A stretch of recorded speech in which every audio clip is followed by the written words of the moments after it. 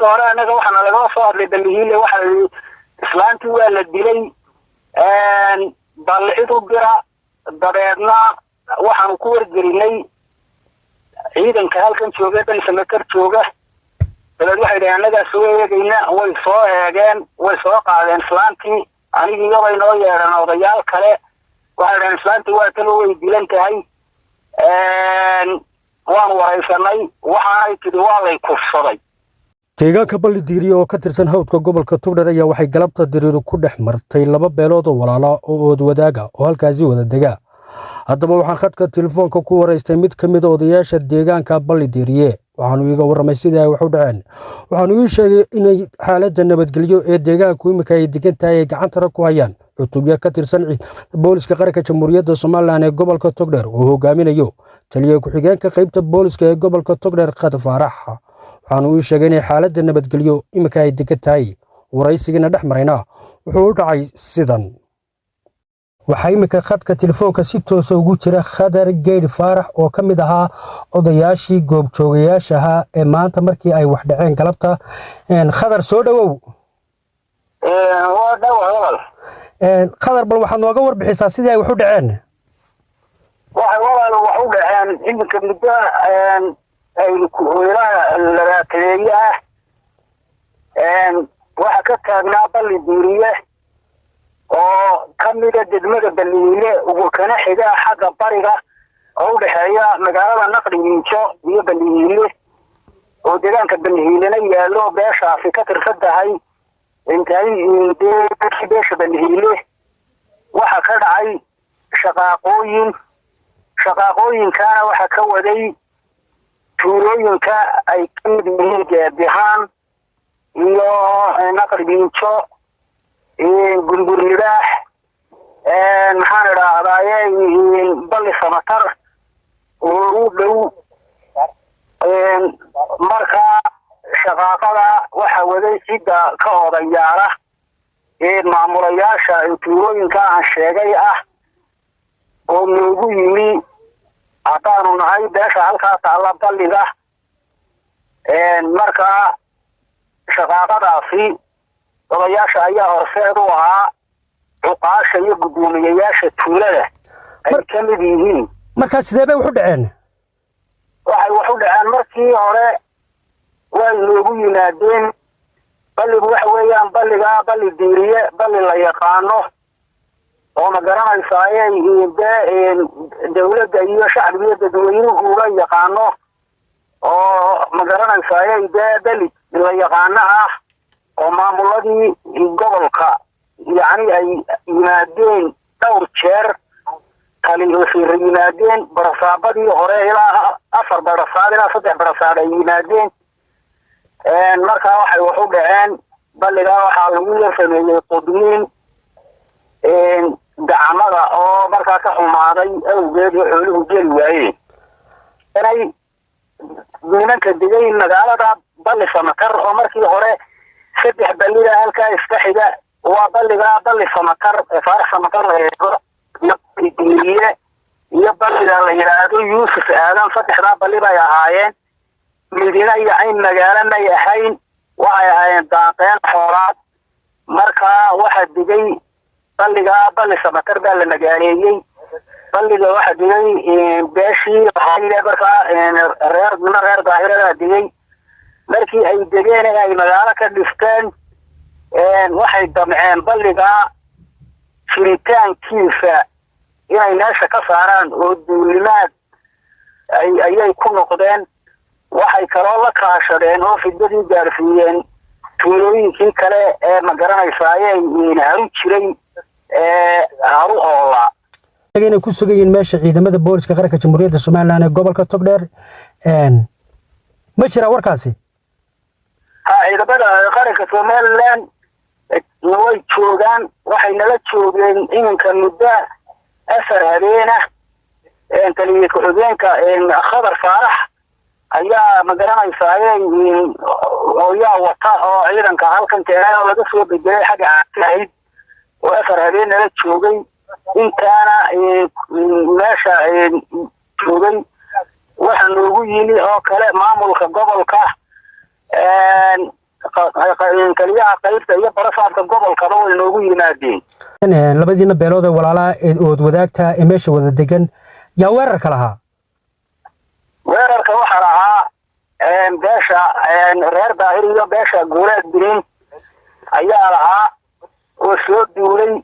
waxay duulimaadka markii hore noogu yimaadeen oo ay odayaasha ay ka mid yihiin odayga naqdigii joog gudoomiyaheeda iyo gudoomiyaha gaadihaan xaamid xuseen saleebaan oo kow ka ahaa horkacayay oraada horseedna wahaa iyo odayaal kale oo ka tirsan balli samakar oo tuulada noo deriska iyaga ah ayaa hogaaminayay. markii ay noo yimaadeen waxa ay ku wargeliyeen oo reeraha oo ay ku yidhaahdeen halkani waa guri annagu aanu leenahay, annagaa mas-uulka ah. dowlada gobolka aan ku wargelinay in halkaa ciidan lasoo dhigay ku socdana beesha taala balli diiriye ayaanu markaa ku wargelinay. dabeedna way yimaadeen. markii ay yimaadeen waxaa noo yimi taliya khadar. markii uu noo yimi balliga ayuu noogu yimi. odayaal ahaan baanu ugu tagnay haddaanu nahay beesha taala balli diiriye. waxa uu nagu yidhi ciidan haddii aa leedihiin uu meesha idinka joogo ciidanka qaada. iyagana waxaanu odhanaynaa ciidanka qaado caawa waxaan u hoyanayaa balli samakar. marka annagu waxaanu war annaga ciidan meel looga yimi oo ma jiro. magaalayn baa laga dhisay, irkado ayaa ka qodan, waxaa laga dhisay masaajid.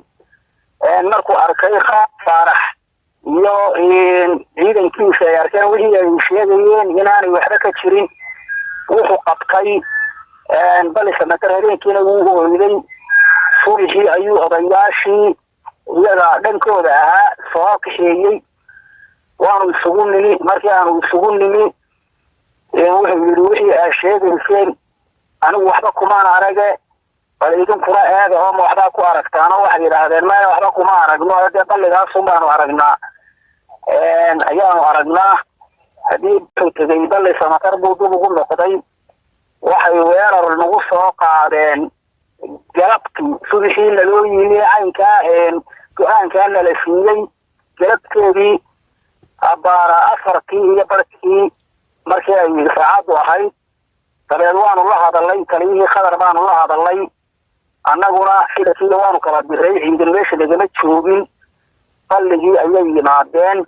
markii ay yimaadeen ay difaaca ka galeen meeshii iyaga oo yaacaya ciidankaasi duulimaadka ahi waxa ku soo gaadhay greyskii uu hogaamiyaha ka ahaa khadar faarax. iyaga ayaa dabeedna kaxeeyey oo naga meeshii ka kaxeeyey oo iyagana ay dagaal iyo wax waliba kaga yimaadeen iyo diidmo.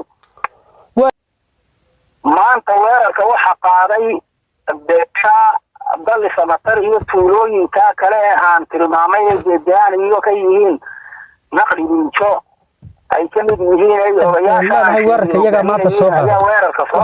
waxaad ii sheegtay inay joogaan meesha ciidamada booliska qaranka jamhuuriyadda Soomaaliya ee gobolka Togdheer uu hogaaminayo taliya khadar. ciidamada qaranku markaa ma dhexdiinay degan yihiin mise meel kale? ciidamadu waxay degan yihiin dhexdayada. waxay degan yihiin balli diiriye. iyaguna waxay ka xigaan waqooyi bay ka xigaan. way ciidankoodii balli samakar way ka soo qaadeen. waxay soo duldhigeen balliga iyagaa dhinaciisa. dowladda ayaa noo dhaxaysa. markaa waxay ka soo wareegeen marba dhinac bay ka soo wareegeen. annaga nagaga soo wareegeen. annagu waxaanu ku jiray halkii nalayidaha soo dhaafina iyo guryaha iyagii. markaa iyaga ayaa sababta dagaalka hormuudka ka ah mar walba. maxay wax tallaaba ma qaadan ciidamada boolisku markaa? ciidamada booliska way dareeriyeen. way naga dareeriyeen oo wayna kala dhex galeen. tallaabaday qaadeen waxaa ka mid ahaa inay dee ciidankii yidhaaheen dib u baxa iyaga oo la dagaalamaya oo magaranaysa ayay yihiin jiirsan.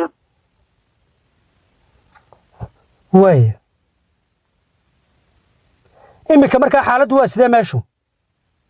xaaladdu xaaladdu waxa weeyaan annagu marka horeba duulaan maana ahayn dagaalna maanaan wadin waana lagu soo duulay de xaaladdu waxa weeyaan xaalad colaadeed oo ka taagan balli diiriye oo ay keeneen dadka ku soo duulay odayaasha iyo dee ciidamadoodaasi qaranka Soomaaliland waa ogyahay gobolka waxa yimid barasaab iyo taliyadooda yimaadeen go'aankii ay ka gaareen barasaabka iyo taliyuhu dhexdhexaadka ah ay nagu garsooreen way diideen markaa wata sidaa lagu xirxiray wadayaashoodii khidmadii bay markaa halkaa ka wadaan oo ay ku soo kicinayaan dee dadka kalena waaya khadarow ma jiraan wax khasaare ah oo ka dhashay dagaalka maanta aad leedahay weerarka waa nagula soo qaaday labadii dhinac midna waxaan anaga naloo sheegayaa dhinaca weerarka soo qaaday inuu nin dhaawacmay oo la qaaday oo ciidanka booliska ay qaadeen gaari markaa kale lagu wareejiyey dhaawacbaa ninkaana loogu sheegay waxyeelaha badda sida naloo sheegay ninkaas unbaanu anagu maqalay waxase jira odayaal aan anigu ka mid ahay saaka iyo odayga kale ina diiriye oday kaloo la yidhaahdo axmed diiriye oo reerka balligale ah waxaana qabtay niman anagu odayaal baanu nahay waxaanu reeraan filil soo cawday oo ka cawday nimankaa duulaanka dabeed nimankaasaana qabtay waxay nala dhaceen qori dabadii iyo haraati marka waxaan ogaa taa oo dee caddaynteeda laga helayaa ciidankaa meesha jooga uu taliyaha ku yahay khadar faarax reerkii dabeedna waa lagu soo noqday galabta waxa ku soo noqday ciidankii ciidan beeleedka ahaa ee qolada shaqaaqada waday waxay sameeyeen wax fool xun oo aan wanaagsanayn ayaa reerkaa lagu sameeyey galabta waaya oo maxaa lagu sameeyey waxa lagu sameeyey marka hore anaga waxaana laga soo hadlay dambihiile waxa islaantii waa la dilay bal cid u dira dabeedna waxaanu ku wargelinay ciidanka halkan jooga dalsamatar jooga dabeed waxay dhahay annagaa soo eegayna way soo eegeen way soo qaadeen islaantii anigii iyobay noo yeedhan odayaal kale waxay dhahen islaantii waa talo way dilan tahay waanu waraysanay waxaanay tidhi waa lay kufsaday waaya marka ayaa kufsaday waxaa kufsaday nimankii maleeshiyada beesha reer daahir iyo guuleed biin shaqaaqada ka waday meesha